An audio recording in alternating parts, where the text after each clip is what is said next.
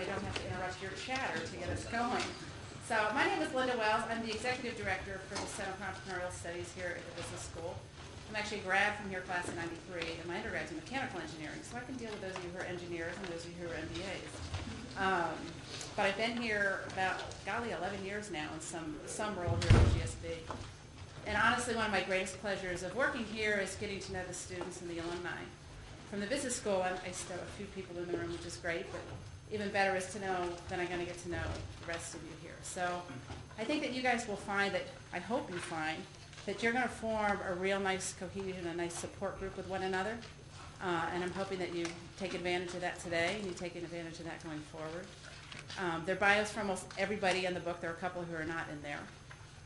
But certainly I encourage you to take an opportunity to introduce yourself to the person sitting next to you, behind you. We've got a couple social events throughout the next couple of days.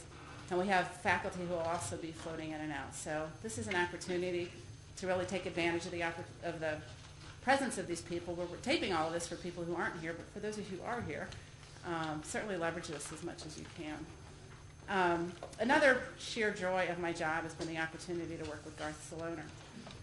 And Garth was our faculty director for about 5 years. And I'd be lying if I told you we didn't miss him up in the CES on a daily basis, but certainly take a great amount of pleasure knowing that he's in the dean's office at the helm of the ship. So we know Garth is doing great things for the school.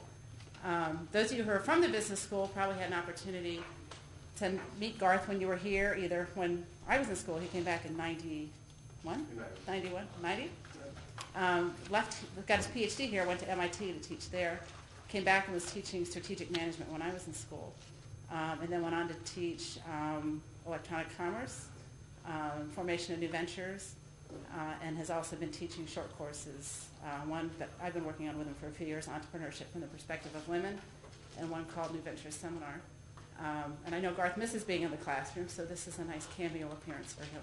So please join me in welcoming Garth.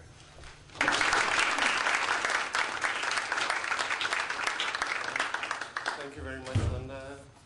Hi, Cal. It's great to see you all here. Well, I want to add my welcome to Linda's.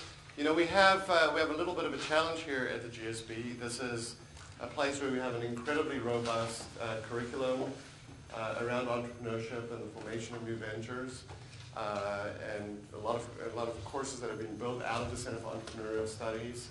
But the challenge is, of course, that we teach those classes mainly to our MBAs who do not then immediately go off, for the most part, and start their own companies. And some do, but it is actually a surprisingly small fraction of the class that goes into an entrepreneurial venture straight out of school.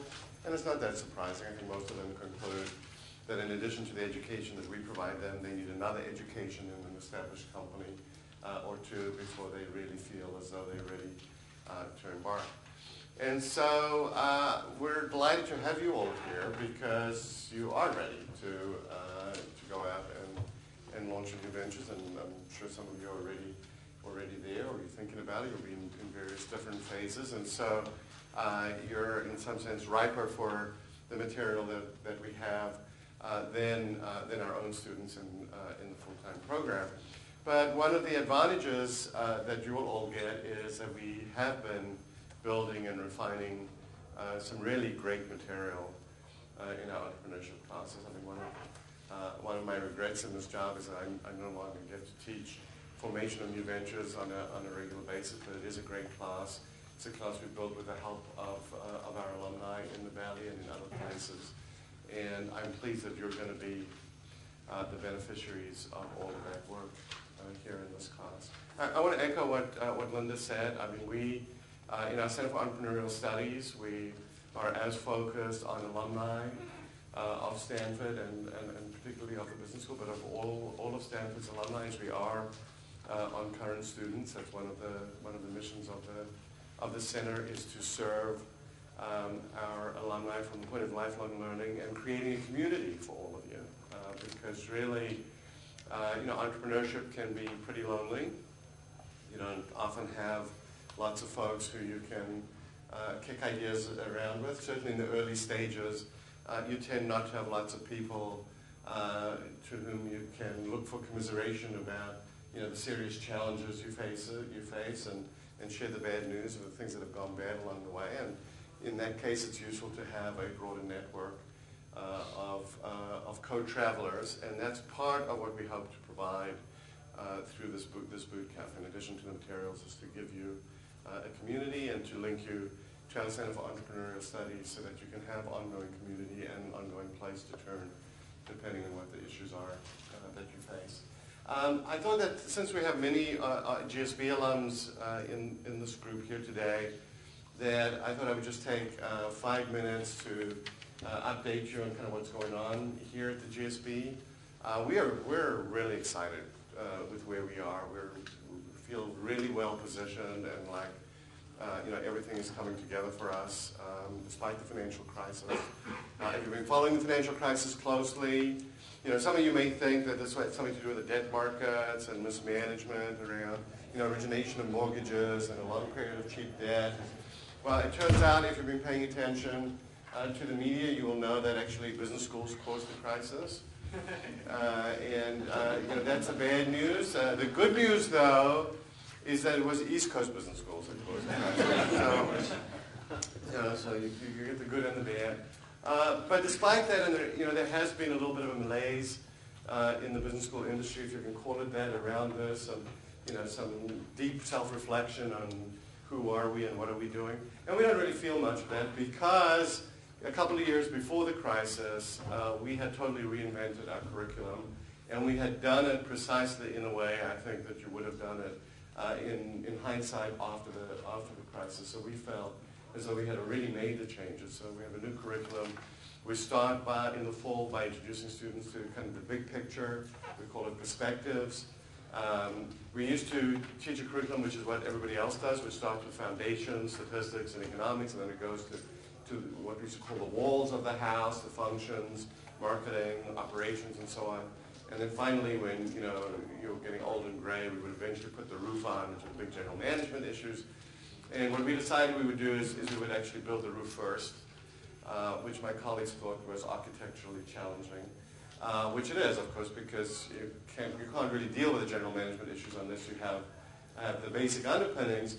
But what we bet on and turned out to be true was that if we did that, we would first of all grab the attention of the students early with the big questions around management that they'd come to business school to study. And then also they would understand that actually there were some deficiencies in their understanding and their background that they needed to fill, and they would be motivated when we got to the financial statement analysis or the operations or some of the things that come later. In addition, we require that all of our students go to a country where they didn't grow up and don't have significant work experience in their first year.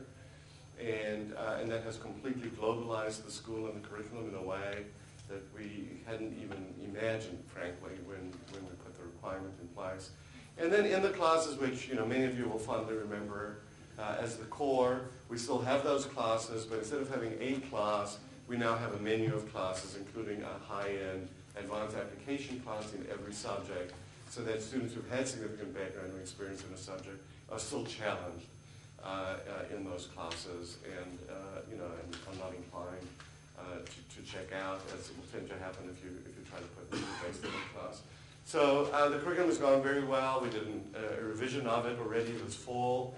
So we have the new curriculum 2.0. That's what we're calling it, and it's really stabilized and wonderful. And about this time next year, we're going to have a fabulous new facility to put it in. So if you haven't done so, I urge you to drive down Sarah Street and have a look at the incredible night management center that is going up in front of our eyes. You can see most of the bones now of the center. We'll have 8 buildings and 350,000 square feet, because it will be 1.5 times the size we are now. We're going to have a town square with a cafe and a dining facility where people are going to be able to hang out and work on their startup ideas with groups around their laptops and drinking a latte that they got from the TA cafe or whatever, as well as a kind of community court, which is a grassed area because you have to have a lawn for frisbee and foosball and all the Stanford-centric things. One of my favorite features actually is when we built the garage. We have a four-story underground garage with 900 spaces. We kept most of the dirt that came out of there, and we are going to build an open outdoor amphitheater at the end of our academic walk. And we did that solely so that in March of each year, when everyone else in the rest of the country is freezing, we can post pictures of our students sitting out in the sun, in the GSB Bowl, listening to Steve Ballmer or some other speaker with their flip-flops on. But the key feature actually of the new facility is that it is much more varied in its space than this. It's much more flexible. We have many smaller classes, breakout rooms, seminar rooms, some bigger classes, some smaller classes, because that's the flexibility that the new curriculum requires, and kind of the old style where everybody sits in a 60-person, 3-tiered classroom in every class is going to be a thing of the past. And so we have the new curriculum and a new facility to house it in. And we're really feeling very excited both by where we are and where we'll be in a year or two. So that's a 3-minute update. But again, welcome welcome to Entrepreneurship Bootcamp, and I really hope you have a great time and get a lot out of it, and mostly that you form a community and a network that you can take advantage of after this class ends. So thank you very much.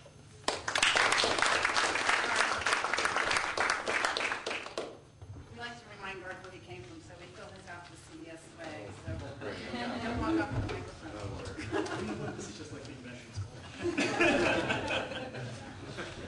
I told him not to walk off. Garth! He said he wouldn't. I just heard me saying it off out there. We'll chase him down. I have a few logistical things to go through before we get started, and I will be the logistics queen. And just so you know, I have a cowbell for when you guys are chatting too much when we need to get back in, so you will hear it. Will probably be our alarm tomorrow, also during the advisory sessions. I don't know how many of you saw the email. We've had a little panic attack, or shall I say, I've had a little panic attack today over these advisory sessions because Bob Zipp and Dennis Rohan canceled. Harold Yu canceled, but we found a replacement for him. He was one of the attorneys. Although I may have a few other people to add on. So I have the interim schedule, subject to change. Although what I will probably do if we're able to add some on is I'll just make them additive rather than rearranging this schedule. So I apologize. Note to self, next year we'll do something different. It's kind of a pain. I left it in a raw form because for me to transpose it only added more time, and I literally got this done 30 minutes ago. If you don't understand it, let me know, but I think it's pretty self-evident.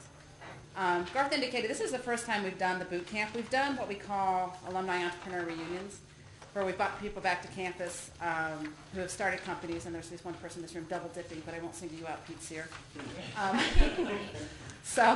But we came to realize that we really hadn't done a lot for our alums who wanted to start businesses, and as Garth indicated, that's where the bulk of the businesses tend to come from, is people who've been out of school for a little bit. So this is the first time we've done it, and your feedback's going to be very important to us. So I will be sending out a SurveyMonkey survey on Thursday.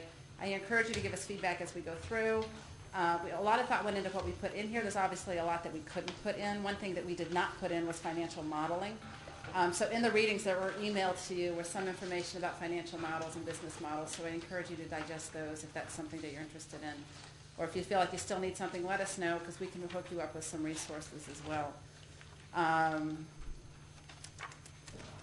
The advisory sessions tomorrow, now that you know who you're meeting with, I would definitely use those. Take a few minutes to read the bio of who you're going to meet with. We tried as best we could to match them up with what your interests were, with what the background was of the individual.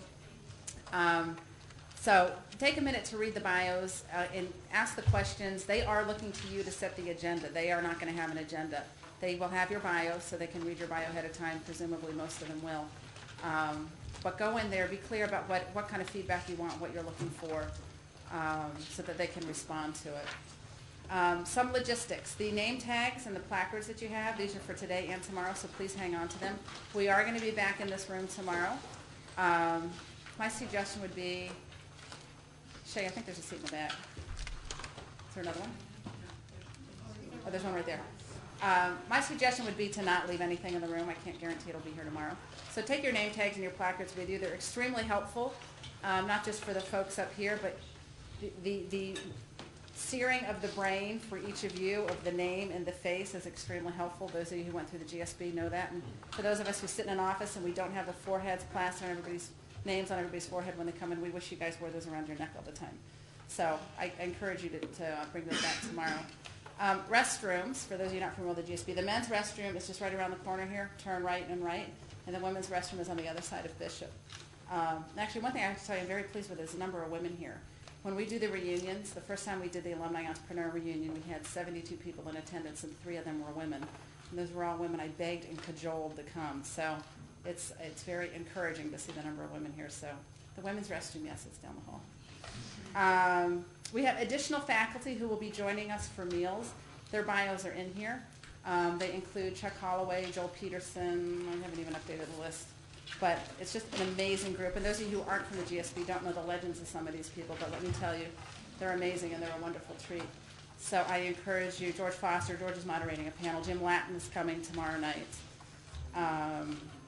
Unfortunately, Michaela canceled. Rob Chess is coming tonight. He's also doing advisory sessions tomorrow. So I would avail yourself of them. All of our meals, thanks to this wonderful weather, are going to be up in the CES, which is 2 floors directly above us.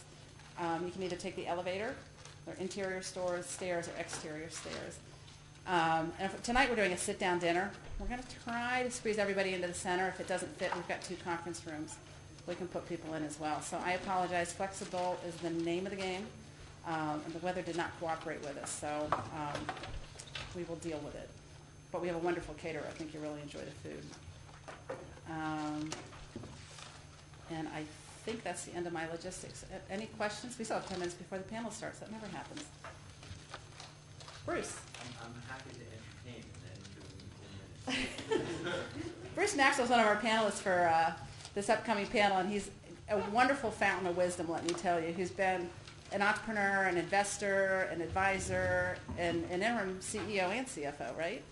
You know what? I would love to have you share your counsel because he is a wonderful fountain of wisdom. So unless you guys have any questions, I'll let Bruce entertain for 10 minutes. Thank you, folks. It's an incredible honor to be Hey, Bruce. here. Why don't you come over here by the microphone? Okay.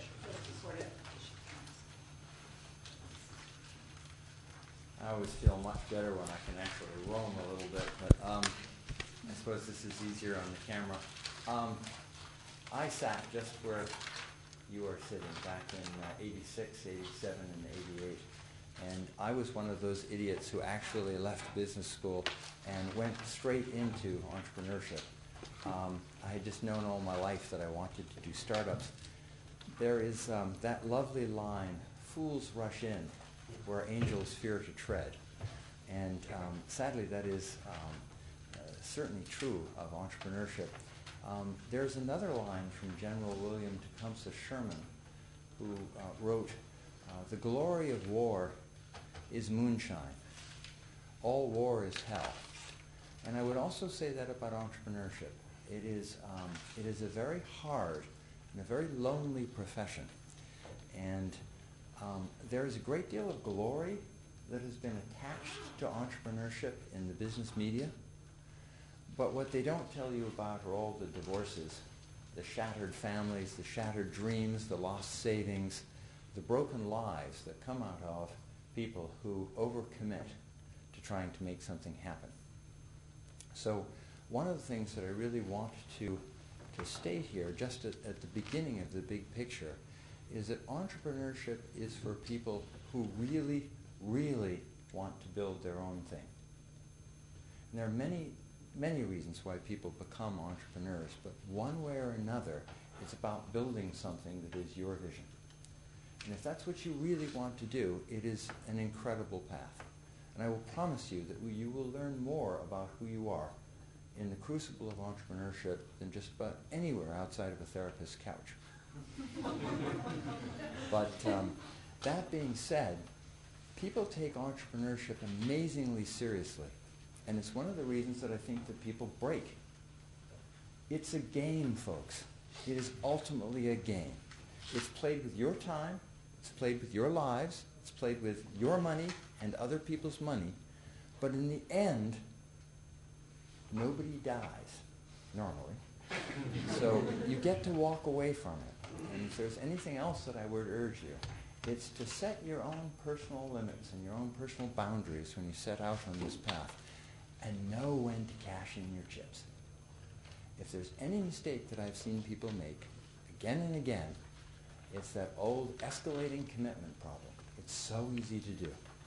And particularly when you're starting something, it's your sweat equity, it's your energy, and it's your name that's on it.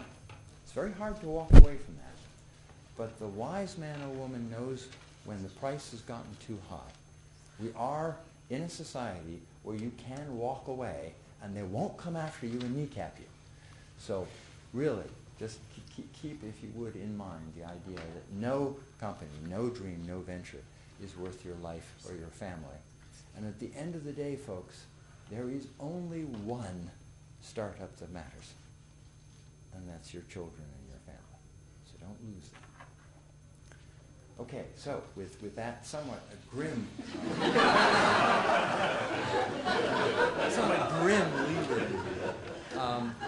let me talk about a couple of things that have really risen to the top. And Ward Supley, who's sitting at the back there with a knowing grin, just spent the last year of his life working on an ACT project with me.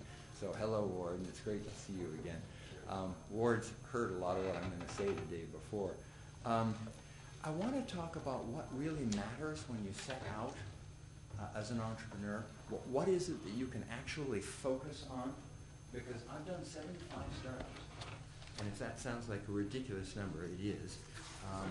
But I've helped just an amazing array of companies raise their first round of angel or venture capital money and get started. And I've literally seen the good, the bad, and the ugly. And the ugly gets very ugly. But I wanted to share with you some thoughts on things that have really risen to the top of what I look for when I'm setting out to do a venture. One is the importance of focus. When you face that great wall of all the things that you've got to do to get a venture started, it looks absolutely enormous. There's that old joke that the way you eat an elephant is one bite at a time, or as my father always used to say, the way you get to Mecca is you face the east and you put one foot in front of the other. But staying focused on what is important is absolutely critical. I watch entrepreneurs all the time hair off into the minutiae, the insignificant parts. It's really important that you ruthlessly write out what your game plan is, what you're focused on, and you keep referring back to that because it's so easy to get lost in the grass. You need to know what's important and you need to know what's not important, and we'll talk more about that in this panel. But sticking to what's important and ruthlessly paring away the stuff that doesn't matter is just critical because there's only one of you. This is an incredibly hard thing, but one of the things that I have learned is this: customers first, investors and product second. Very difficult to pull off. But if you have a customer, you know that you've got something that somebody is willing to pay for. And that often informs the product. And it is one of the critical parts these days to getting an investor. So one of the questions I get all the time is, what's first? Should I raise the money? Do I design the product? Very seldom do people say, do I get the customer? But if you can at all talk to potential customers and say, if I build this, will you come? That is an incredible starting point, and it is a discipline that I see most entrepreneurs fail in. And it's an incredibly important one. Staying in your discomfort zone. This is another critical thing. Again and again, when faced with the unknown, we're faced with things that we do not know how to do because we're doing them for the first time, we stick with our comfort zone. Of the 5 tasks that we have in front of us, which one will we go for? The most comfortable one. Bingo. The one we know how to do. It's like that old joke about the man who loses his car keys, and his wife finds him 20 feet away from the car looking for the car keys, and she says, honey, the car's over here. Why are you over there? Well, because the lamp light's over here. Well, that's no way to run a company. So you guys need to stay in your discomfort zone, and when you don't know how to do something, go find help, but do it. Because what I see entrepreneurs all the time doing is sticking in their comfort zone, doing what they know how to do, and those critical tasks that they don't know how to do just don't get done. I want to talk about trust. Trust is one of the scarcest assets in business. They don't teach you much about trust here in business school. But trust really matters. If you are going to do a startup, you are living in a risk zone that requires a great deal of trust. You are going to have to trust a lot of other people, and a lot of other people are going to have to trust you. Maintaining that trust, maintaining your integrity, maintaining your ethics, making sure that when you give your word is good. I cannot overemphasize how important that is, how failing to do that will haunt you, and how doing that well will accrete people to your venture, to your cause, and have them help you.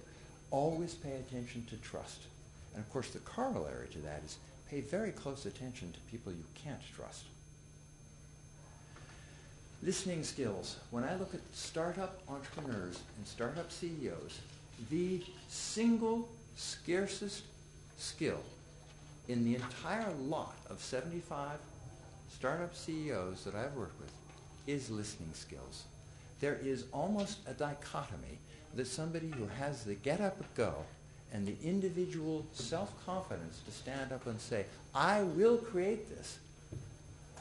These people tend to be lousy listeners. And in every startup I've been in, when we got into trouble, the handwriting was clearly on the wall. There were always people who knew what the problem set was, why we were going down, and what we might do about it. And the distinction between the ones that survived and the ones that didn't are that the ones that survived, the CEO knew how to listen. So let me talk about that for a second, because there is this instinctive sense in America that if you are going to wield authority and be in command, you have to be right all the time, or people will not follow you. And it just ain't true, folks. I don't know where we get this myth. It seems to be built into our DNA.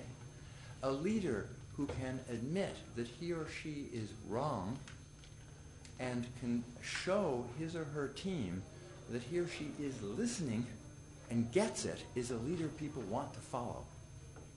I remember one CEO, and I told him precisely why we were going to go down, and I told him that in 15 months we would auger into the ground, and we were sitting on $38 million when I told him that. Precisely 15 months later, we augured into the ground with zero in our balance sheet. The guy just couldn't listen, and he squandered $38 million doing it. So I really urge you to open your ears. All right, two small things, and then... Okay, great. So I'll just close with this. Venture money. I don't know what you guys have heard about taking venture money. Out there in the real world, most people who have done it once say don't do it. The venture folks have a really bad rap. I've raised $70 million worth of venture capital, and I would say that if you can avoid raising venture capital, that's great. You'll keep a lot more control of your company and you'll own a lot more. But I would urge you to consider that if you can't hit cash flow break even without a couple of $1 million, go to the venture community. They're a bell-shaped curve like everybody else, and there's some great venture capitalists. And finally, sharing the pie. My last point is this. One of the critical mistakes I have seen entrepreneurs make is they go, this is my company, and I am not going to part with a single percentage of it. If you are going to make a successful company work, it is not the percentage of the pie that matters. It is the size of the pie. And I would really encourage you to be focused on size, not percentage. 70% of a company that's worth $100,000 is not really worth 5 years of your life. In my experience, people who are generous with equity bring in the kind of help that makes successful companies. So I would really urge you to keep that in mind. And with that, I will shut up and let our other panelists speak. Thank you so much.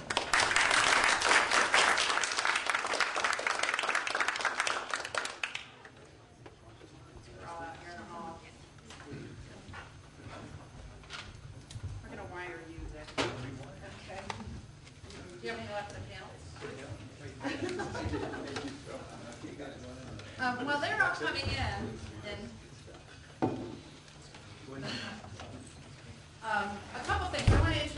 CES staff. They were all here.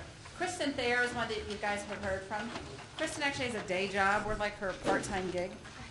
She works full-time over at Facebook. She spends about 6-7 hours a week with us, and without her, this thing clearly would not have happened. Nancy Gross is over here in the red coat. Nancy's our program manager. And actually, the fine gentleman at the desk is her husband, Henry, who is a forever volunteer who helps us out with more things than I want to admit.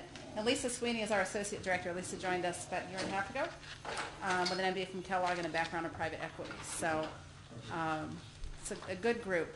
For this panel today, and not just this one, I have to tell you, we went to kind of our first string players for this entire program. A lot of times when we do programs, we try out new people and see how they go, but we went to all the tried and true. And I have to tell you that I went and sought feedback from a lot of our experienced entrepreneurs as we were putting this program together. And I didn't have this on the original agenda. It was purely based on feedback that I got from our alums. And the four most vocal and eloquent people who voiced this as a must-have topic are sitting in front of you. So, and two of them are my classmates. So I think you, and actually Shay's in here somewhere. Where'd she go? Yeah, there she is. Another classmate. So I think you're in for a treat to get some wisdom from these folks. And you're in luck. Dick Allen is only up here 1 quarter a year. He's up here spring quarter every year.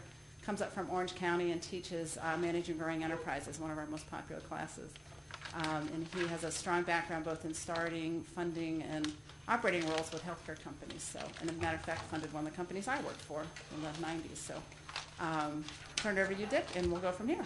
Thank you, Linda. Thank you very much. Dick Allen, as Linda said, happy to meet you. The class is full, so you must have touched upon a popular topic here. You turned away Denny. Oh, did you? Really? Honest. So by registration, by application only, is that sort of? No. Not exactly. The Well, next phase is. we have an hour together. Deadline here is 4:30, so part of my role here is to be a timekeeper. But an hour is going to make us push hard here, so we will do that. We're going to start by doing just some brief introductions. And when I emailed each of these gentlemen, I underlined brief, or made it in capital letters. So I'll do a cutoff if I think your brief is not brief enough. But let's do a brief introduction. Tell us who you are and what you do, class of XX. And then we'll get started with some questions. We'll spend about the first 40 minutes of this I have some questions, and hopefully we'll get some responses.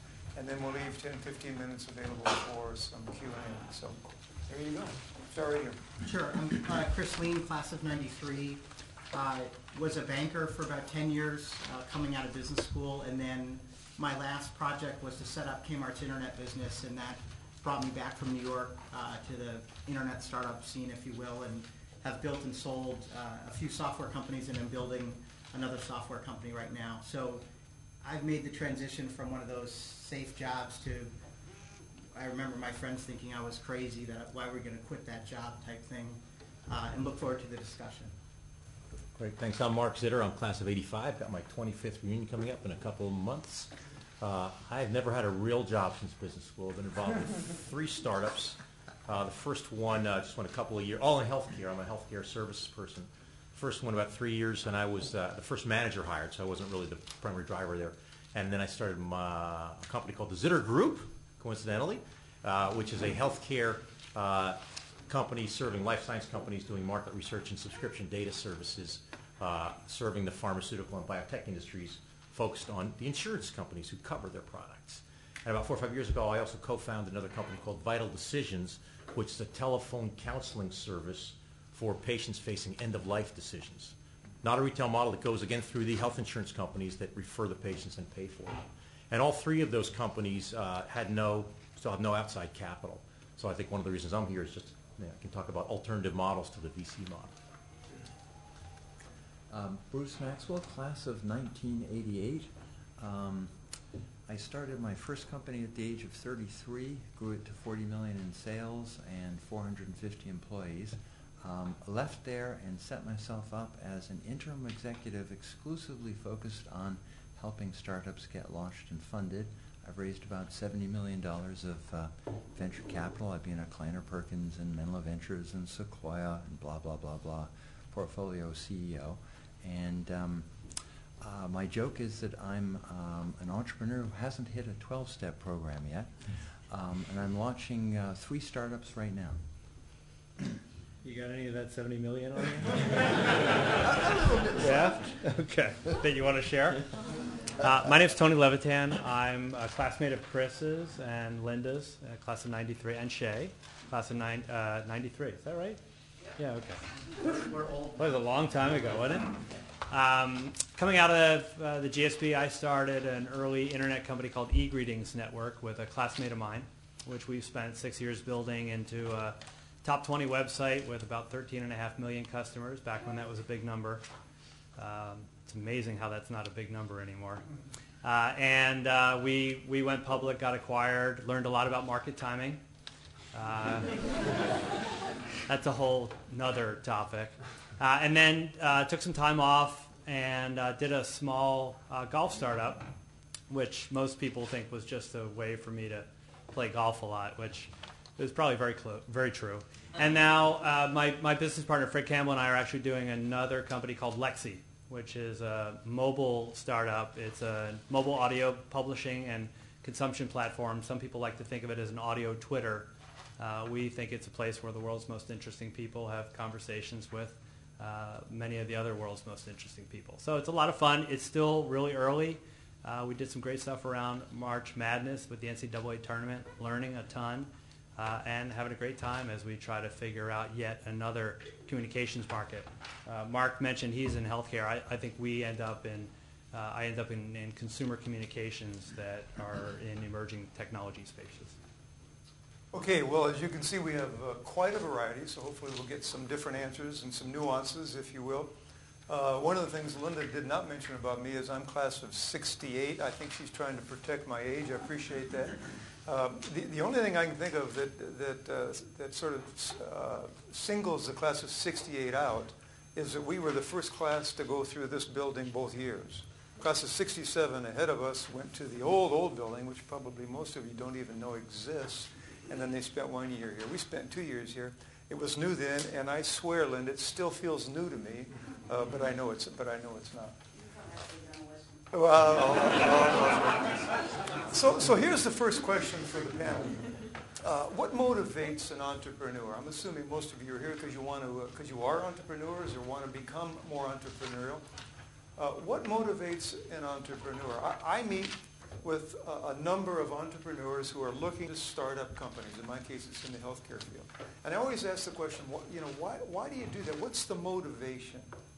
And if I tell you that for me, the wrong answer is I want to make money, or the wrong answer is I want to increase my net worth, if I tell you that's the wrong answer for me, hopefully that'll set the stage for the answers these gentlemen give us. So what motivates you? What motivates an entrepreneur to become an entrepreneur? I'll dive in. I always think about it as following a passion that you have, and it could be a lot of first-time entrepreneurs think it's all about the idea, and to me it's more following a passion that you have to make a difference either in a market or create an independence of lifestyle. Ultimately, we are, I believe, all for-profit entrepreneurs. There's also outstanding entrepreneurs in not-for-profit, so we'll just kind of assume we're going to be successful and lifestyle will take care of itself. But to me, what motivated me was following a passion, wanting to bring an idea to life and then create an independent lifestyle and bring in my friends to a company and make that passion a reality. So I'm about passion, but ultimately a profit. Any of you different take on that or want to elaborate on that a bit? Yeah, Bruce. It is a little cheeky, of course, of us to talk about what motivates an entrepreneur, since all of you are here based on your own motivations. But I will share with you that my original urge to entrepreneurship was that I had worked for so many idiots that I was determined that if I was going to work for another idiot, I was going to be the idiot. And so it is literally true that I started my first company and grew it to 450 people out of a desire to avoid another job interview. That's a take I've never heard before. Anything you want to add to that? Maybe not to that, but perhaps to this? Just say something different. I'm very particular about the organizations that I work in. And I only worked in a couple, really, before I started my own company, my first company. And there's very few opportunities in life to create a culture. And when you start a company, you can create a culture, and it will have all of your best and worst qualities. And you try to minimize or mitigate against your worst qualities by putting together rules or systems or hiring other people who can help with that, and maximize your best qualities. But I've always liked the places I've worked because I've created them. And that's not something you can do in almost any other situation. That's a good point. Yeah, no, I actually wrote down create and family here, because for me, Mark, that's a lot of it. It is like creating it's creating a dynamic, and I love being in that mix. And like Bruce, I worked places before I became an entrepreneur, and they would make decisions, and the temptation is to say, I think that sucks. And I used to go, well, I think that sucks, and here's how I would do it differently. And after cycling through that for a number of years, I realized that I wanted the challenge to see if not only could I do it differently, but could I do it better, not just for me, but for the people who were kind enough to want to come work with me, and then by extension, the people who were affected by the products and services that I was creating. So for me, that creation aspect is a huge part of it, and I see it as pervasive all the way pretty much from how I show up every day to everyone that I could possibly touch in the process. It's interesting, isn't it? I mean, what you didn't hear was I want to make money. What you didn't hear is I want to increase my net worth. The answers you heard are answers that I hear too from entrepreneurs. Not the answers I think that the cynical non-business people might expect of us, right? But you want to build your own culture, right? You want to see, you have a passion, you want to see your dream become reality, right? You want to create a dynamic. Those are the words that we heard. And so I would submit to you that if for you the goal is to make money, you're an outlier, at least as it relates to this panel. And I said we're going to do Q&A afterwards. Let's just stop right. Is there anything you want to probe on this for a bit before I go on to the next question? Any questions that come up for you? Any probing anybody wants to do? Should I cold call? All right. I won't put you on this. Yeah, please. I'm reflecting on the feeling that I had after I closed my first venture round, and I had $4 million sitting in the bank. I had a team of 18 people who were deeply committed to what we were doing. I had 5,000 feet of empty runway in front of me, and for the first time in my life, I had a full tank of gas, and no one was in my way. That is a wonderful feeling. And so, at least for me, part of my motivation for starting my own company was that I wanted to test myself. I wanted to see, who was I? What could I do? I'd been a critic of all the people who had been above me and the decisions they'd made. And I was really curious to see what I was made of. What could I do? And I think that's one of the most wonderful opportunities when you set out to be an entrepreneur. Questions? I've been listening to you guys talk about your motivation to start it. It seems like you guys have started multiple projects. And when the motivation is, or if you had the motivation where it was simply social, like I'm trying to, not to be trite, but not me personally, but create a better planet. Did you feel that the social mission of your company was almost handicapped by kind of the for-profit model that you were forced into by virtue of raising money? So, I don't know if this is the right translation, but can you do good and make money at the same time? Is that sort of a paraphrase? Is the necessity of making money, does that limit how Does much that good you can constrain how much? Yeah, okay, good question. Who So wants to take it? I actually wrestle with that a lot, having come up through here through the public management program. And Hannah Anderson was a very prominent company at the time. They were doing some wonderful, and the Body Shop was, so there was a lot of socially responsible companies that were emerging, and I wanted to be one too. And there absolutely were points at which that tension was profound. We wanted to give employees a day a month to work on whatever they want, volunteer where they want. But that's a day less than where we are, what we're going after. So the way I've internalized it is that with the companies around communication, the things that we've been able to affect, improving people's lives, making them happier, delivering something that, so that to me, while it's not making the world green, the people who are part of that, I think they come out feeling a little bit better. And so I feel internally, I feel that that's very consistent with what I'm trying to do. What I'm cautious of is trying to say, here's how I want to make you better. And instead, what I've tried to do with our companies is say, here's a service, right? Interact with it as you want, because it's your choice, right? I'm just going to make an opportunity available for you. But that tension between, do we do this next thing or do we give people the time to nurture themselves is very, very real, especially early on, and especially once you take on other masters like investors. And Chris, you wanted to say something? Well, sure. Tony was talking a bit more about the impact of your product and service on making the outside world better. I think another thing, and this touches on the kind of company you might want to build, is we intentionally have very generous benefits and treat our people the way I would want to be treated at another company. And so I like to think we're making the world, our little part of the world, separate from what our service is, which we help people manage search advertising all over the world. People like working at our company. They're excited to come to work. They're well paid. They have good benefits.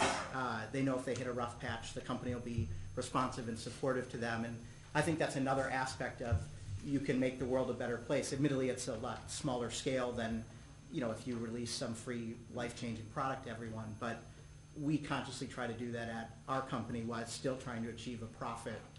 And we sacrificed some number of points of margin by the benefits and what we provide our employees with salaries. I mean, a quick example, the healthcare debate, which I know everyone's probably tired of, but I had a meeting with my director of finance. Our healthcare costs went up 24% last year for about 90 people.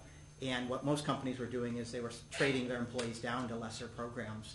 And we pay 100% of our healthcare costs, and we chose as a company to eat that cost, if you will. It came directly out of our income statement because we wanted to make the employees better who work at our company. So I think there's different ways to enact that mission, probably not as grandiose as what some others would think of, but at least there's a little more sunshine wherever Marin software exists. Thanks for the question. Let's move on.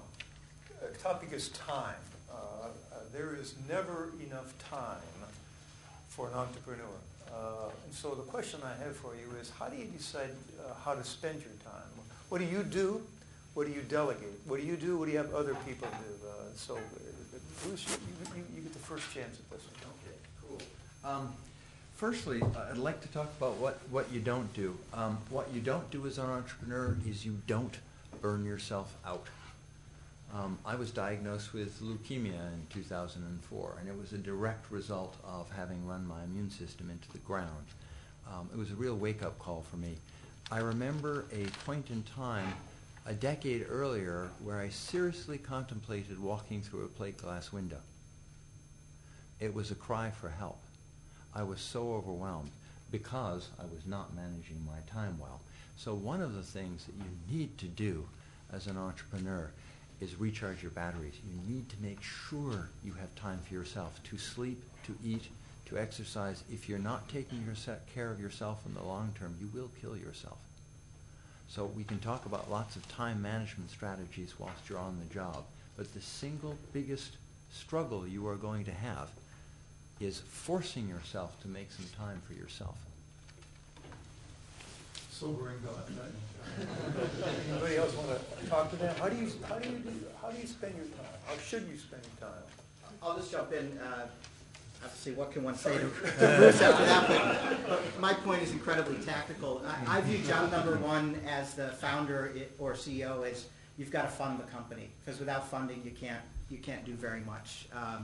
So I joke that my first MBO is never run out of money or ultimately create a profitable company, because without that you can't hire the people or purchase the goods and services you need to deliver on that dream. So the nuances of time management, and Bruce obviously had a more extreme situation than most of us, but the job is bigger than you and has more hours in the week and all of those other ideas. But to me, job one, especially when you're getting the business going, is make sure that it's funded. And it's unfair in my mind to put that burden on all of the other employees. That's got to be top of your list as a founder. I might say, I won't disagree with either of you say, my company's been self-funded, so we run out of money to run out of customers, so sales and customer satisfaction has always been a big priority for me. I would say in terms of what I don't spend my time on is I try not to spend my time on anything that someone else could do as well or well enough, okay? And that means don't stint on administrative assistant or something like that. And if you don't have a lot of money, you can hire a high school kid to do some stuff. You can hire a college kid to do some stuff. You can really shoestring a lot of that stuff. But there's so much that everybody has to do in their job somewhere that a relatively unskilled person can do. And those people can be pretty cheap, and they can be interns and stuff like that. So try to take care of that as well. The other thing I'd say is about time spent. I think the place where you're most likely to not spend enough time is hiring. It's just so tempting to cut corners hiring and try to hire. You need somebody to hire them fast, and that's always a bad use of. That's always a misuse of your time when you save time by cutting corners and hiring. This is great because these guys are all right. Rings a bell, doesn't it? And I'm sitting here. I must be in the wrong stage right now because I've petitioned for a 28-hour day so I could still get 6 hours of sleep, and so far that hasn't come through yet. And we've run out of money twice in a very tough funding environment, and I'm just exhausted, right? And I won't hire the admin because I could do some other things with that money, and heck, I can do that, right? So it's really fun to listen to these guys because they're it makes total sense. I think for me, it really is that issue of tension. Because everything that they're talking about is a choice point, and I think one of the things that amazes me is being an entrepreneur again, because the first time it is so much easier to be naive, right? It's just you have no idea what's coming, so it's a lot easier to take the stuff on. But the decision points that these guys have all raised, I knew about it before I got back in, and I still made the choice to do it. So thanks, fellas. This is good. I'm sure I'm going to have a much better rest of the week than I was last week. That was excellent. You guys are great. I like them a lot. Well, let me add just a couple comments, particularly to what Mark said. He said, delegate to people who can do things well, maybe not as well as you can, but well enough. I'll tell you a quick story. It was early days of the company I was involved in starting. We needed to recruit people.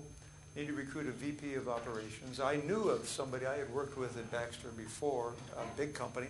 He was fantastic at Baxter, did the right things, progressed, got promotions, et cetera, et cetera. So my recommendation is we bring him in. And he was hired, he became our VP of operations. And it took us about 5-6 months to realize he wasn't the right guy. And I say, now how can that be? It was mystifying. He'd been perfect at Baxter. Why couldn't he do the job that we wanted him to do at our company? And the answer is probably complex, but I will tell you one of the dynamics, and it relates to what Mark said a bit, is this. As an entrepreneur in a small company, you can't afford the time to maximize your solutions, to maximize the answer to a problem. We're taught to maximize in these classrooms, are we not? As an entrepreneur, you've got to learn to you need to be a satisfier, not a maximizer. But see, the people who are in big companies have the luxury of input from HR, input from marketing, input from market research, input to help them make a decision so they can collect facts. They can get all the facts, and then they can make a decision. You don't have that in a small company. So you have to get satisfied with making what might not be a perfect decision. Take 90% of the data, make a decision, and go with it. Okay, that would be my add-on to it. Next topic, and it's a little bit related to this topic, has to do with sort of the personal side of being an entrepreneur. The personal side of being an entrepreneur. It is time-consuming. It is stressful. That has to have an impact on your personal lives. So I want you to talk about that a little bit. How do you deal with that? In your case, I assume maybe you have wives, maybe you do not. We have all men up here. I apologize for that. But I think you can extrapolate here. I suspect the answer is the same, whether it's women having families at home or men having families at home. Does it impact your personal life? How do you deal with it? Who hasn't gone first? You haven't gone first, I don't think. I'm going to put you on the spot. So it is hard. I do have a wife. I have 2 boys, 17 and 13. We have a bar mitzvah coming up in 2 weeks. So there's a lot going on. And so we made some choices around where we put the company that reflect how Fred and I interact. So he lives in Mill Valley. I live down here. So we put the company up in the city, right? So right away, that's a lifestyle choice for me. But I insisted we put it near Caltrain. So when I come home, I've been on the train, which is a very reasonable way to commute, especially these days with wireless cards, where I can also work on the train. I also have nice walks on either side. So where I start working a lot, I need to exercise. It's just an absolute need in my life. Well, even if I can't get to a gym, I have exercise built in. Plus, we're on the 5th floor of a 5-story walk-up in the city. We actually have, at the top of the steps, we have oxygen for people who need. Oh yeah, yeah. Yeah, with the whatever they say on the airplane, the mask will drop. Yeah, that's written in there too. So we were very conscious about a lot of things like that because I knew exercise was important to me, staying fit, staying healthy. The biggest one is coming back to that time issue. And so I try to find ways to include my family in what I'm doing. And if I had a bad day, the train allows me to decompress before I get home. So that's really helpful. And I carve out X number of hours to engage with my family before, typically I'll go back to work at about 10 o'clock. And then make space for my family that way. Making trade-offs right now. I'm about to run over to Menlo School because my older son is playing lacrosse, and it's going to be a competitive game, so I'm really excited to get there. So it just means time shifting, and I'm much more conscious about that than I was last time. I wasn't really as aware that I was making choices. Right? I wasn't making choices. I was being forced down an avenue. Now I'm much more conscious about the choice between family and work because I know when my family's going well, my work's going to go better because I'm carrying less tension. I have less stress. Want to add to that? I think he said that beautifully. Yeah. Well done. Thank you. Thank you. Well, how many, I'm curious, raise your hand if people, you have a family. Okay, so the bulk of you. Okay, now raise your hand if you have breakfast in the morning with the entire family. You all sit down together at the breakfast table. I applaud those of you who raised their hand. Good work. That to me was a major priority. I couldn't always control when I got home, although I tried my darndest to get home for dinner. But the morning you have more control over. Have breakfast with your family. Sit around a table, have breakfast together. It was a real surprise to me to discover just a couple of years ago that my daughter, who's married and has 2 kids, discovered as she starts to talk to her peers that was not normal. She assumed it was normal. So I would just throw that out as one small slice of your life. Have breakfast together. But because otherwise life goes very quickly, I can assure you. So do those kinds of things. Any other? I guess I didn't stop for Q&A on the last one. So this is Q&A on either this topic or the last one. Anybody have any comments they want to make on this topic or questions? Yeah, Jennifer? I guess I have a question about part-time or full-time. Elaborate a little bit. We're talking about being an entrepreneur is a very binary thing. Either you're not or you are. And some of us are kind of sort of straddling both a little bit maybe and trying to figure out, okay, at one point, do I have to switch it on full gear? Or can I, how long can I continue to just, be a 20% entrepreneur? So is entrepreneurship binary? Can you turn it on? Can you turn it off? Part-time? Any Mark, you go. It's hard to do part-time. The best experience I have that's relevant is when 5 years ago I co-founded Vital Decisions when I still am the CEO of the Zitter Group, which was running another company. And I was the accidental CEO. I mean, someone else started this company who was a clinician. My wife, who's a doctor, got involved and asked me to get involved. And it was a hobby. It was earning about $5,000 a year in revenue. There's almost nothing there. And I couldn't believe the business model, and I just didn't think it could work. So when I met with them, I said, this can't work. They said, it's working. So I said, do you mind if I call a couple of your clients? They only had 2 clients, 2 big insurance companies. So I called and I asked a bunch of sort of typical MBA questions, and the clients assumed that I was the CEO because there was no one else who knew the first thing about business. And I started helping them out and advising them and talking to them, and soon I was the accidental CEO. So we were doing like $1 million in business, and I was putting in sort of 15 hours a week on top of my other full-time job. It was a lot. So we've hired a CEO since then, and now I'm the board chair and I'm spending 3-4 hours. The company would have done better if I were spending more than 15 hours a week on it. We would have accomplished more. I think it's hard. I don't mean it's impossible. You can be an entrepreneur who can do little things here and there. I think it's pretty hard in most instances to be an entrepreneur on a very part-time basis. Most of us who are entrepreneurs, the only reason we don't work more hours is because there really aren't a lot more hours in the day, or we're able to manage our time so at least we can stay somewhat sane and healthy. I probably work about 50 hours a week, but I've had my company, this first company, for 20 years, and it's growing and stable and so forth, so it's not too bad. But I think it's very hard for very long to stay an entrepreneur on a very part-time basis. Bruce, you going to take a contrary position on this? Or? Yeah, I am. Great. I think, well, Mark, there's no doubt that in the world of conventional startups, you're right, so I don't take issue with that, but I'd like to broaden the definition of entrepreneurship. The internet is providing an opportunity for people to sell specialized goods into specialized markets like never before. I'm minded of a friend of mine who started a part-time internet business. She was sick with chronic fatigue syndrome. She was an MBA classmate of mine, sleeping 20 hours a day for a year. And so she repaired back to her family's place, and her folks are great cooks. And just as a hobby, she started a little website called Simply Recipes.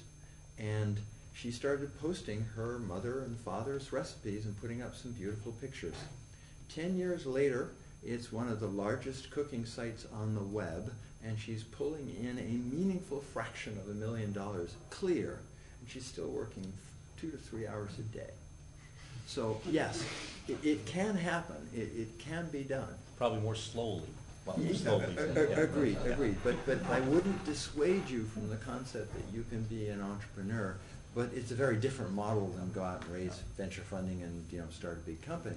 But the internet is allowing part-time entrepreneurship. It's changed the world in many ways, hasn't it? Does that help at all, Jennifer? It sure does. Well, Jennifer, I think the other aspect of that is, while Dick moved us away from the financial return on entrepreneurship, one of the questions I think is really useful to ask is, are you looking at this as a lifestyle business or just something to supplement your income, or are you trying to build a big company that's got a sustainable legacy? Because those are very different decisions. So I think the choice point that you heard from these guys is trying to be aware of what you want your outcomes to be, because I think then you can craft whatever inputs you need to get there. Yeah, I'll make That's a good point. one more quick point. I mean, there's kind of two decision points if you're going to do it part-time or full-time. If you are taking money from outsiders, I personally feel an obligation to get them at least their money, if not a return back. And then if you're asking people to leave their jobs to come work for you, the idea that you're going to kind of phone it in 6 hours a week, or I'd love to have Bruce's internet business, and I have friends with stories like that. I just wouldn't be personally wired to be comfortable doing that kind of part-time overlay. But to the point that Tony's talking about, if you set it all up so that it's all contractors and nobody put all their eggs in your basket, and you're kind of controlling the speed dial, and maybe you raised some money from people, but they understand it's going to be at a slow pace. As long as it's all calibrated properly, that would probably be more comfortable. Great nuances. It's not quite as binary as perhaps you thought, is it? These are good nuanced answers. I appreciate that. And it kind of leads to the next topic. At least the next topic I want to raise, and I'm in charge, so. Yeah, It has some power issues. Yeah. Let's talk about culture. How appropriate, I guess. Let's talk about culture, right? I'm sure wherever you work today, that company has a culture. Entrepreneurs typically want to set a culture for the company they start. Every company's culture is unique. Right? We talk about culture. So I guess the next question is this: how do you go about setting a culture? I mean, how do you do it? It's what you want to do. How do you do it? Bruce, you want to go first again? Okay, I'm sorry. I really want to go first. This Go is for it. one of the few topics that I will practically come over the table on. I was so keen on culture when I started my company and believed that culture would be a point of leverage, a point of competitive advantage. And it absolutely proved to be the case. So my belief in that went from ideology to religion. Our company motto was, nice people can finish first. You see over and over again the front cover of business magazines, these ruthless business barons who have gotten there over the backs of their fellow employees, their vendors, and they're often their customers. And that kind of business baron is celebrated, but in my own worldview, it was not the kind of culture I wanted to create. I will observe that after 75 startups, companies always create culture. Very often, that culture is a direct imprint of the personality of the CEO. So whether you consciously set out to have a culture or not, you will create one. So we consciously set out to create one. I had 3 co-founders and pretty shortly another 10 employees. And we would meet on a weekly basis and talk about what we wanted our culture to look like. And I don't know, I think it was Chris who said this, Mark, it might have been you, but one of you talked about treating people the way you would want to be treated. And I had worked at Chemical Bank in the early 80s on one of these open platforms where you could see 300 souls at once. And I looked at those people, and everybody was working at about 30% of their rated capacity because they knew that the company didn't give a rat's ass about them, and they reciprocated. So my challenge as an entrepreneur was to build a culture of ownership. And I really want to stress that word. I wanted my people to believe that this was their company and that they were working for themselves. And so every single person, this was back in the early 90s, every single person right down to the warehouse personnel, our call center customer service reps, and our admins had options in the company because it was part of how I created ownership. Another thing is that we had board meetings, and then within 3 days of the board meeting, the entire management team would stand up in front of the entire company and make the board presentation. All of it, including recommendations that we do layoffs in 2 weeks. Because if you treat people like adults, they will behave like adults. But you build a culture by walking the walk, not by talking the talk. Perfect. I like it. It's hard to add to that, Mark. Yeah. Do we want to take a question first? That's please, go ahead, I Jason. got to know, so what happened when you stood in front of the company and told them that they're going to be layoffs potentially in 2 weeks? I did not lose a soul. I will also tell you this. We ran a call center. Typical call centers will lose 5% of their people every month. We lost 1.5% every month. It was about 6 standard deviations off the mean. My entry-level wage Dude, was... no one said there were going to be stats involved in this. Linda, if you had told me there was math involved, I wouldn't have come. What's a mean? The bottom line is 1/3 of the people who left us came back. And I really attribute that to culture. People just loved working there. And if you create a place where people love to work, your people will just be your best asset. So I agree with everything Bruce said. I'll be a little more tactical because there are ways you can No, that's not a criticism. I think you hit the big picture. I thought you were small saying picture. tactful. No, it's not tactful. No, I'm not more tactful than Bruce. Go, less so. go. Tactful, there's a lot of great things you can do. In fact, I've heard a lot of, I think Jim Collins has a lot to say on this, and I can't remember how much I've learned from him or elsewhere, but the whole notion of core values is real. If you put them on your wall and you don't walk the walk, they'll be roundly lampooned.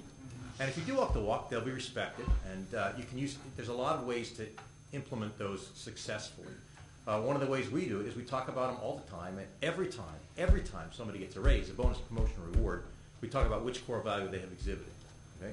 I have a staff meeting once a month for an hour, and the last 10 to 15 minutes, I cold call people and ask them to mention a time over the last month they have caught in the act one of their colleagues committing a core value.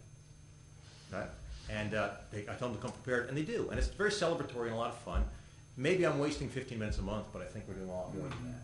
So people really get that. One of our core values, for instance, is accountability. Big into accountability. So how do I show that and walk the walk? Well, we do 360 reviews twice a year. Everyone, including me, gets reviewed. And one of the questions we ask of all the managers, including me, is, does this person exhibit core values? So I can tell if we think we're doing it or not. Twice a year we do an employee survey. Again, all anonymous, third party, people can be very candid. And one of the questions we ask is, does management really believe in the core values and exhibit them? We see that. So you can ask a lot of these questions, you can reward people, and we can talk about these things all the time, and you can deliberately create a culture. Right. Yeah. I really want to pick up on that point about the survey. We also did anonymous employee surveys done by a third party and asked all sorts of questions about how our culture was working for people and whether they felt that the management was living the culture. I think you're dead right about that. If you want to tell people that you're serious about your culture, measure how they feel about it and measure yourselves in their eyes. They'll get that you're serious. So I'll say, hopefully I captured what you're trying to say, because I think you both did it very, very nicely. A culture is not what you espouse, it's what you do. Is that another way to say it? People are watching. Can also help people understand it better. Yeah. It's just not sufficient. Employees watch. They watch what you do. Caroline. So I just left a startup where we had a very good culture, but something we tried that really wasn't very successful that I wasn't expecting was everyone had options. And what we found was people on the management team completely got that, and we ran kitchens. So it was getting healthy food into low-income schools. In fact, it's Revolution Foods. Is it really? Yeah. They're coming in about 2 weeks. Yeah. Yes, actually, I think Christmas Day today. But it's a company that's done very well. And we were trying to get the hourly workers really motivated and into the culture. And we did have options available, but we had a huge problem making that relevant. And we tried having meetings, distributing documentation in English and Spanish. I'm just wondering, because I've heard this and I've read it a lot of times about, if people have options, it's this great and everyone's behind it. But the practice of what I saw in the last 2 years, it was, we didn't figure it out by the time I'd left the company. I just wondering if you guys had... Good question, good question. Yeah. I'll jump in because we face those issues at my company, although we don't have like delivery people or call center employees, but I've dealt with that before. You have to, so I think you make a decision as a senior management, are you going to give options to everyone just as a blanket statement that we're all owners, but then you have to tune the incentives to the particular individual. So a sales team would get commissioned. You might have spot bonuses or recognition actually can be a lot more valuable than giving someone $1,000, as odd as that may sound in a business school class, where you single out, to Mark's point, who exhibited some core value or some behavior that you're trying to reinforce. And so those people may have had options and they would put no value on them and not understand them, but you reward them or incent them in some other way to get them to reinforce the cultural behavior. But we see it when we go to hire people. In the last year, the economy was terrible. You may have gotten that memo. And people, the people didn't put any value on the options, and yet a lot of these companies were doing well. Mine in particular was doing well, and so we dialed back the options and we dialed up the cash to be responsive. So I don't think any of this is on stone tablets. You have to tune it to the people. It used to be kind of carte blanche here in Silicon Valley, though, but I think you're right. I think there's some reasons why you might not want to do it. You might want to do something else with certain... Would you ever dial it back to zero? I would not, because things I don't want to face. The company has an incredibly successful outcome, and we talked about time balance, and we talked about it as the founders, but like everyone is busting their butts and making sacrifices in their own lives, and I didn't want to have some reward at the end of the rainbow and everyone didn't have a little slice of that rainbow. So equity is very important to me as a philosophy, but I have encountered the incentive issue that you've talked about, where people put no value on the options and you're like, trust me, it's going to be something, and you can't change that behavior as much as you might want to. Good points, Chris. Yep. Very quick story. I'm walking through the call center on a slow day, and an employee, 22, single African-American mother of two from downtown Oakland, asks me, she says, I understand we're doing a venture financing. What price do you think we're going to get for our shares? I could have kissed her. And because it was a slow day, I sat down and I explained how our venture financing was done, and half the call center gathered around, but I wasn't telling her how a venture financing was done. I was telling her that she had a right to ask the question. Because I swear in most companies the answer to that question would have been none of your bleeping business. But if you really want to communicate ownership, when that question comes up, when people get curious about what's it worth, take the time to really explain it. And I'll echo what everybody here has said, which is just, you just have to keep explaining it. And I think the fact that we always showed our board packages helped them understand some of why the options might actually be worth something. And I think there's a surprise in that for me, Caroline, too, because we did that. And our VP of engineering has been around forever. And I was stunned when we started working through some of the stuff around options. And I was stunned at how much he didn't know. And he had never been a place, and he'd been a lot of really good companies. He had never been a place where they took the time to do the education process that Bruce is talking about. I think the other thing, if you guys, David Bradford does some work on this idea of dealing with people in their currencies and trying to understand what's most important to someone. So, you're David Bradford, yeah, and it's really good work. So, whereas Chris was talking about, and we've seen this too, we've had engineers come in and they'll say, I don't want any options. I have so many options. I've papered my bathroom wall with them. They were all so useless. And so what we'll do is we'll say, look, here's the overall compensation. Here's how we weight these. Here's cash. You work out the balance, but I'm exactly where Chris is. If things do look good, they're not going to remember that decision. So I want to advocate for an ownership piece, even if it's not in their main currency. But I'm going to give them more opportunity to participate in the weighting of that than I think I would have the first time around. And so, Bruce, quick answer, because then we're on to the last topic. I know we need to move on, but there's one thing, if I could, that I really want to share with this group about culture. One of the hardest lessons for me to learn was this lesson, and it was a deeply painful personal lesson for me. Startups grow on a heroic culture. You build a culture of heroes. People work incredible hours and they do amazing things. Heroes live on hero power. What I learned is that eventually, if a startup is to scale, you are going to hit a point where you're going to have to phase shift from a heroic culture to a bureaucratic culture. It is an incredibly painful transition point. You actually have to deliberately weed your heroes out and help them find other jobs in other companies where they can be heroes. But a hero who will move your company in those first 1, 2, and 3 years incredibly is also someone who wants to hold on to their ability. I had a guy in the warehouse who he was an amazing hero. No matter how much more volume came in, he said, I'll work an extra shift, I'll work an extra day. You don't need to automate, but you do need to automate. So there comes a time where you need to actually bring in the gray drones because they will document processes and procedures. And once they're documented, you can replicate them. And when you can replicate processes and procedures, you can scale. Heroes don't scale. So just pay attention to this, because sometime out there, 2 and 3 years out, you're going to have trouble scaling and you're going to begin to wonder why. That's a big topic all on its own. Maybe that's for next year. Maybe that's for next year. A good topic.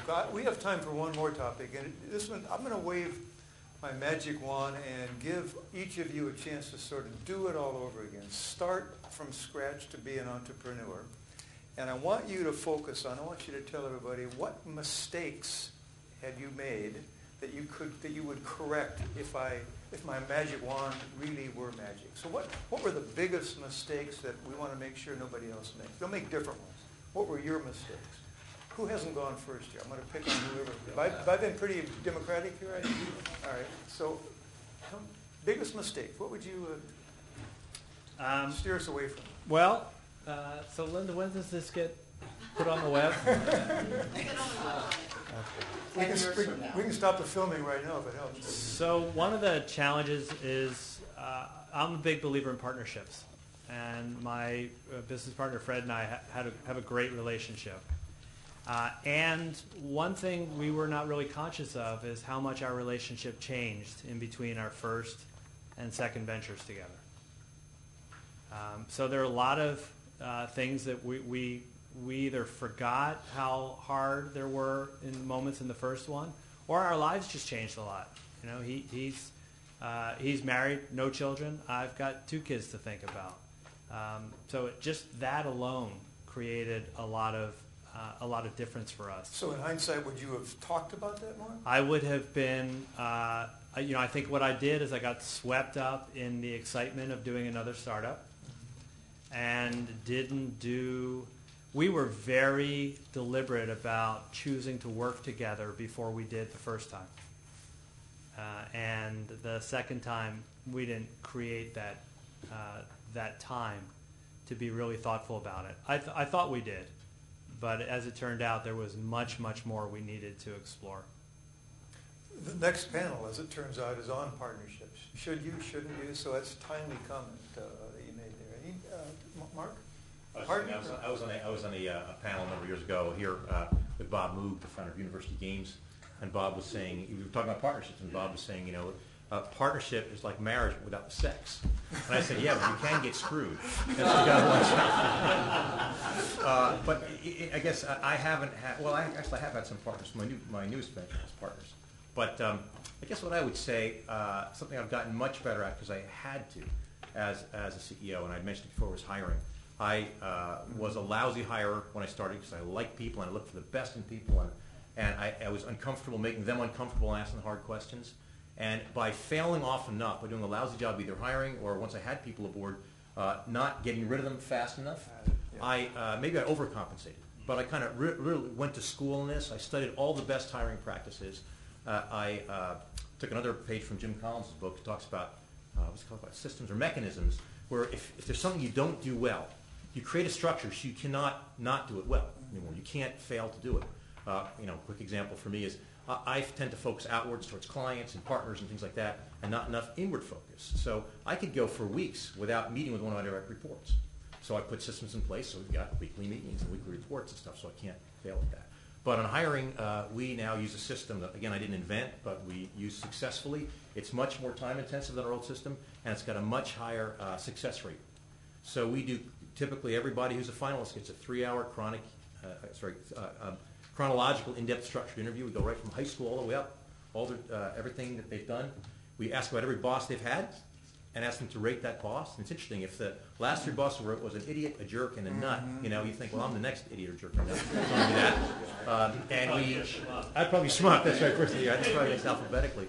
And we also check references. I am stunned. I've had a lot of people work for me in various companies, and the average number of references that I'm called for per year is 1. Nobody's calling me for references, anybody. Well, if I'm hiring you, I'm going to call at least your last 4 or 5 bosses. And we're either I or my recruiter or my chief operating officer are going to talk to them specifically and explicitly about what you've done. We've got a structure for that, too. And we get a lot out of references. And then, or even before then, I go to LinkedIn and I look up everybody you could possibly work with whom I know, and I get blind references. And I'll tell you, I just hired a guy, just started 2 weeks ago. I found 13 people we knew in common. And after I called the first 6 or 7 of them, and they said the guy was great, and I said, he doesn't know that I know you or that I'm calling. So I believe that. That was very comforting, and he's only been 2 weeks, but he's great so far. But I would say hiring, if you can do a great job hiring, you're going to be a much better CEO. And a faster job of... and a faster job of firing. Yeah, you don't want to fire up, you want to fire fast. And you want to put metrics in place. We also have 90-day metrics. Everyone we hire, the day they show up, here's what we expect on your first 30, 60, and 90 days with measurable things. And they've got to be hitting them, or else we really question whether they should do that. In those 2 points you just made, you captured 90% of what we teach in managing a growing enterprise, and it takes us 10 weeks. So happen to drop by. Chris? Sure. Just a quick one. A lot of entrepreneurs start off thinking the idea is everything, and I guess what I've learned in hindsight is it's all about the execution. You can have a Me Too idea, but if you out-execute it, you can build a very successful business. So I would just, to kind of burst your bubble a little, you may be working on some great idea, and I'm almost ready to start if I just perfect the idea a little more and all that, and it's my advice would be, if you have that passion, start with the idea, but really focus on the execution, because the execution will be what makes you successful. So an A team can trump, an A team with a B plan can trump a B team with an A plan. Bruce? Yeah. The biggest mistake that I made was trying to do everybody's job for them. I'm a Stanford MBA, and so I think I'm a very smart person. And I looked at all the people that I hired, and I went, I'll just take that. I'll just take that. The problem was, A, I'm not as smart as I think I am, and B, even if I was, I can't do 36 jobs at once. And my behavior was very disempowering to my employees because I always questioned their judgment. And so what I had to learn was to empower people to do the best that they could do, and then trust it and go with it, even if it wasn't as perfect as I would like it to have been. If it really was substandard, then I had to replace the person or put some remedial training in. But the most disempowering thing that I could do was to take something and rewrite it. So just learning to let my own people do their jobs. That was a real struggle for me. I have left you with a minute and a half worth of questions. So, any questions, comments, issues we didn't talk about? If you want, please, your choice. Yeah, Heather. If you're at the idea stage, so you're not yet ready to hire people, this gets back to the question about time management. Where do you spend your time? Because it can be a bit overwhelming thinking about, we should talk to suppliers, we should build our financial model, we should talk to customers. It's hard to know kind of where to use your time most wisely when you only have so much time.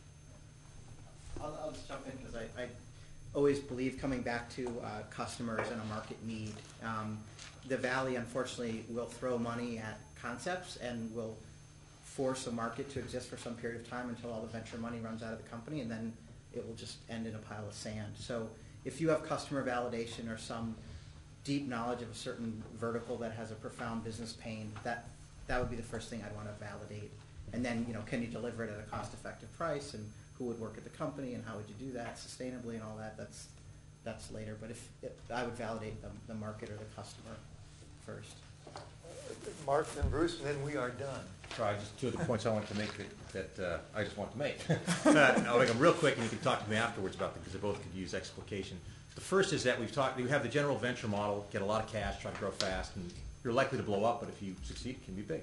Or, of course, the other end, you can do the lifestyle thing and work 4 hours a week and so forth, or whatever it is. There's a middle ground, and I've spent my career in that middle ground, which is neither of those, self-funding, still generates a growing company, not as fast, but a much more controlled lifestyle without investors you have to satisfy, and generates a lot of wealth. So I would encourage you to think that there are other models along the way. Second issue, which is maybe related, maybe not, is the question that a board member put to me with my second company that was very, very meaningful, which is, are you trying to build a company or just trying to build a product? Both of them are legitimate. But my second company, this Vital Decisions one, we're trying to build a product. We've built a product. We're not going to build a big sales force. We're not trying to grow it to $1 zillion. So we're going to sell it in a couple of years. So you don't have to think about all the infrastructure and all the funding it would take to build an entire company. You might be more successful just building a product, if that works for you. Good points. Good points. Bruce, you get the last word. Yeah, so to answer your question, I really agree with Chris that you start with customers, that if you've got limited time, test whether the dogs will eat the dog food. Having done that, though, if you're convinced that you've got an idea that will part people from cash, the second thing that I always do is build a financial model. And that is not a pretty picture for investors. It's your effort to try and figure out whether you've got a lead balloon or something that will really fly. And it is amazing in the process of putting together what people and resources you will need, what your expectations are about pricing and growth, how it forces you to ask the 100 other questions that you then realize, oh God, I need an answer for this, I need an answer for this. Normally, by the time you've put together a fairly good economic model, I don't mean financial projections, I really mean an economic model, transaction by transaction, what your business could look like, you've taken yourself along the waterfront for all the things you need to think about. It's a very good second step after customers. Okay, well, thanks to the panel. I appreciate it.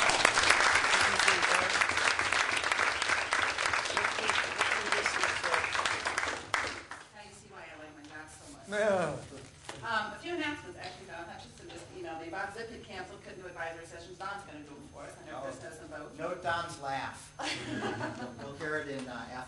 So I will yet again modify the schedule. What I'll probably do is do add-ons for those of you who only had one, where we can program for 4 more, and it's still hoping to get 1 more advisor, so that's coming. We have a break now from 4:30 to 5. Since I'm a mother, there's no snacks because you have dinner at 6. If you're dying of thirst, there's some water down here. But come back here at 5. We're going to talk about partnerships. I encourage you guys, you have half an hour, meet somebody you don't know. And I want to hear lots of chatter at 5 o'clock. So thank you guys so much.